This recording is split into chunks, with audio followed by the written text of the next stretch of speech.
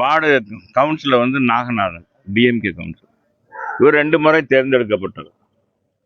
பொதுவாக வந்து இந்த பகுதி மக்கள் வந்து இதை வந்து எல்லாமே ஓரளவுக்கு நடுத்தர மக்கள், அதுக்கு மேற்பட்ட மக்கள் தான் வாழ்கிற பகுதி இந்த பகுதி. அந்த பகுதியில் இந்த மாதிரி சாக்கடைகள் வந்து மோசமாக, இது பம்பிங் ஸ்டேஷன், இது வந்து ஒரு பம்பிங் ஸ்டேஷன் 2 பம்பிங் ஸ்டேஷன் தான் மொத்தமே இருக்குது. இந்த பம்பிங் ஸ்டேஷன்ல இருந்து மூலமாக இங்கே வர்ற கலெக்ட் பண்ணுற கழிவு நீரெல்லாம் நம்ம பம்பிங் ஸ்டேஷன் மூலமாக நம்மளால் வெளியேற்ற முடியலை. இது உங்கள் தொகுதி முதலமைச்சர்னு சொல்லி ஒவ்வொரு தொகுதி சட்டமன்ற உறுப்பினருக்கும் எங்கள்கிட்ட கோரிக்கை கொடுத்துருந்தேன். அப்போ நான் என்ன சொல்லியிருந்தேன், இதில் இருக்க ஒரு பழைய வார்டுகள் பிராரம் பார்த்தா 5 வார்டு தான். அப்போ இதெல்லாம் இந்த HMS காலனினா பெருக்கம் கிடையாது, விரிவாக்கம் கிடையாது. எனவே விரிவாக்கமான பகுதியாக இருப்பதனால இங்கே கழிவுநீர் அதிகமாக, மக்கள் புழக்கம் அதிகமாக இருப்பதனால குடிநீரும் இது கழிவுநீர் இந்த இது நம்ம மற்ற உபயோகப்படுத்துகிற வாட்டரும் அந்த தண்ணியும் சேர்க்கிறதுனால அதிகமாக வாரத்துக்கு 3 நாள் தண்ணி வருதுன்னா அந்த 3 நாள் பார்த்திங்கன்னா சித்திரவதையாக தான் இருக்கும். அதனால் இதை மாற்றி கொடுக்கணும்னு சொல்லி எழுதி கொடுத்து நான் கொடுத்துருந்தேன் உங்களுக்கு. அப்போ என்ன சொன்னாங்க, இது மாநகராட்சி நிதியிலேருந்து நாங்கள் செஞ்சுடுறோம் அப்படின்னு சொல்லி 3 பம்பிங் ஸ்டேஷன் நம்ம சொன்னாங்க. 3 பம்பிங் ஸ்டேஷன் ஆரம்பிக்கணும். இது வரைக்கும் உங்கள் தொகுதியின் முதலமைச்சர் இந்த திட்டம் என்னவானதுன்னே தெரியல.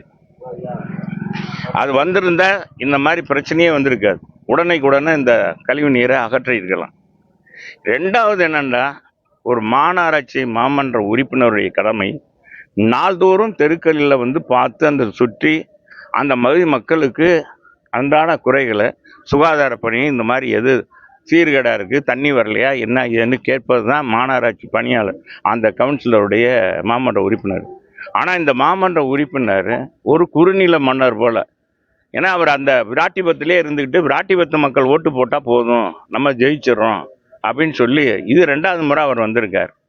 இது திராவிட முன்னேற்ற கழகத்தை சேர்ந்தவர்.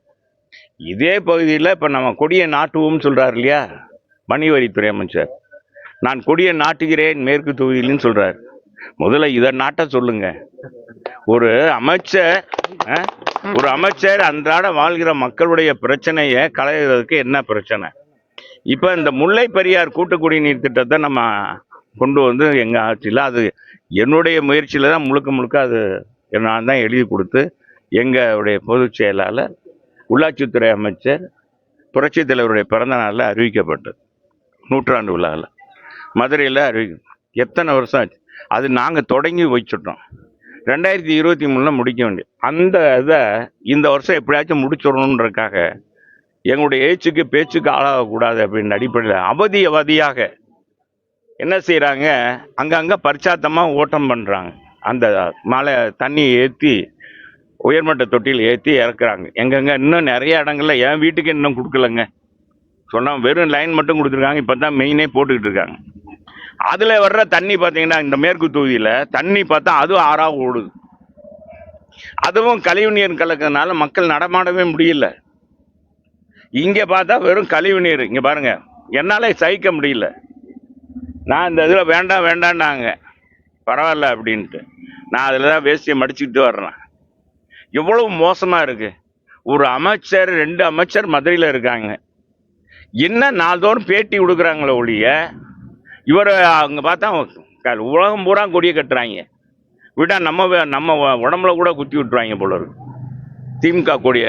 அது ஒரு டிஃபன் கேரியர் கொடுக்குறது. டிஃபன் கேரியர் கொடுக்கக்கூடாதுன்னு நான் சொல்லலை.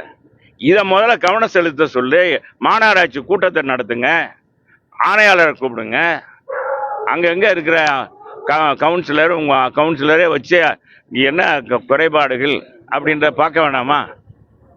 அதை பார்க்க மாட்டேன்றாங்க. இந்த அமைச்சர்கள் எது வருமானம் வருமோ அதைத்தான் பார்க்குறானே ஒழிய எதையும் செய்கிறதில்ல. இப்போ இருக்கிற அமைச்சர்கள் பேருக்கு அங்கங்கே வந்து இது பண்ணிட்டு அதிமுக செயல்படுறாங்களா, எங்களுக்கு எதிராக என்ன செயல்படுது. நேற்று கூட பார்த்தா பறவை பேரூராட்சியில் ஒரு மாமன்ற உறுப்பினரை விலைக்கு வாங்கியிருக்காங்க. ஆதி திராவிடர் பாவப்பட்ட மக்களுடைய கஷ்டத்தை புரிஞ்சுக்கிட்டு அவங்களுக்கு காசை கொடுத்து வாருங்க. இதுதான் இந்த தேவையா இந்த ஆட்சி? மக்களுடைய மனநிலை தான் தேவை. இவங்க எவ்வளோ கஷ்டப்படுறாங்க. ஒரு பிறந்த குழந்தைய வச்சுட்டு நாங்கள் அவதிப்படுறோன்றாங்க. தொற்று நோய் இன்னைக்கு பார்த்தீங்கன்னா விதவிதமான தொற்று நோய் வருது. இந்த தொற்று நோய்க்கு தீர்வு கிடைக்கணும். இதை உடனடியாக இப்போ எங்க இங்கே வாங்க ரங்கநாதன், இங்கே வாங்க. இவர் தான் ஏஇ. 1.5 வருஷம் ஆச்சு. அவருக்கே தெரியும். கேட்டால் பெரிய வண்டி இங்கே வரலன்றார். சின்ன வண்டி கேட்டால் கிடைக்கிறது இல்லை, கார்பரேஷனில் கிடைக்கிறது இல்லை. சின்ன வண்டி மூலம் தான் இதை எடுக்க முடியும், உள்ளே வந்து எடுக்க முடியும். ஒரு 2 நாளைக்கு ஒரு தடவை எடுத்தாலே சரியாக போயிடும். அப்புறமேல தண்ணி வராது.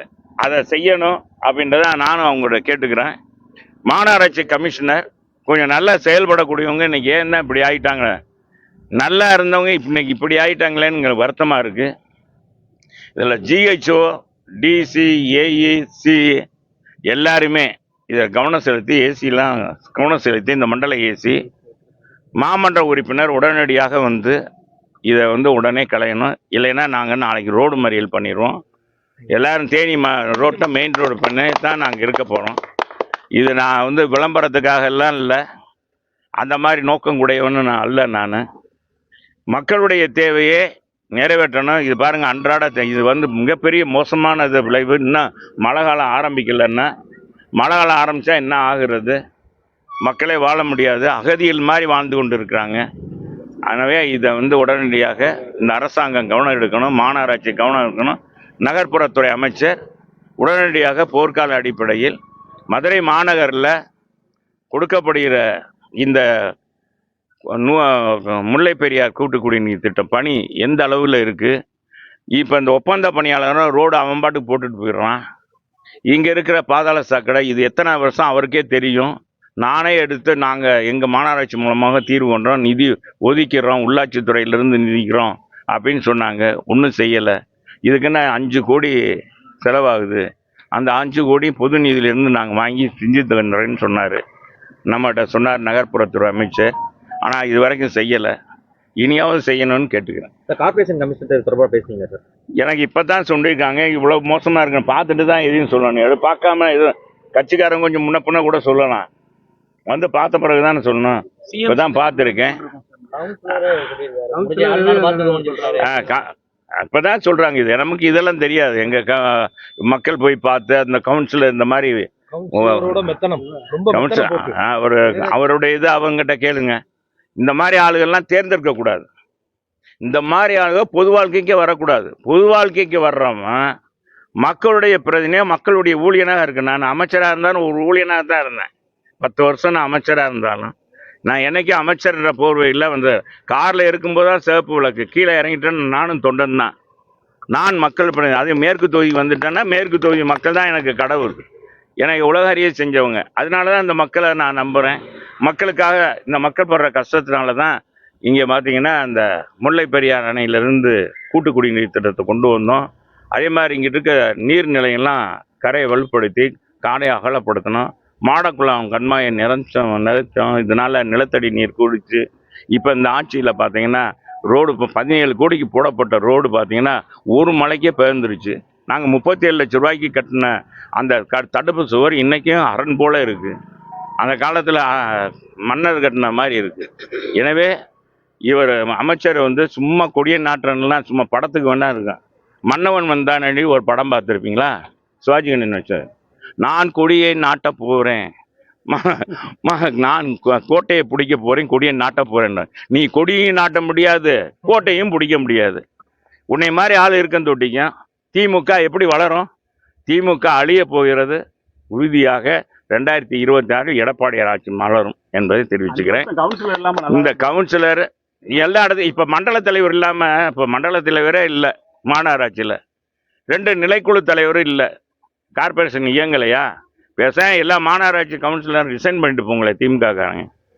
மக்கள் பணியாற்றவனை தவிர மற்றவன் பார்க்க முடியாதுன்னா நீ எதுக்கு? நாகநாதனுக்கெல்லாம் எதுக்கு பதவி? உனக்கு எதுக்கு மாமன்றம்?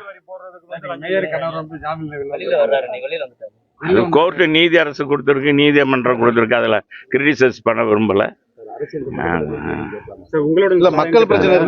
மக்கள் பிரச்சனை இதை விட்டுட்டு பார்க்கக்கூடாது. அதான் இங்கே உங்களுக்கு தான் லேப்டாப்பே கொடுக்கவே இல்லையே. இவங்க எல்லாமே ஷூட்டிங் தாங்க. இந்த ஷூட்டிங் நிரந்தரமாக இருக்காதுங்க. இதெல்லாம் மக்களுக்கு தெரியும். யார் இங்கே என்னால் பேசக்கூட முடியல. இவ்வளோ நேரம் இங்கே பாருங்க, மாடை தாங்க முடியல. இப்போ அவங்களாம் எப்படி வாழ்கிறாங்க? இப்போ நீங்களே உண்மையை சொல்லுங்க.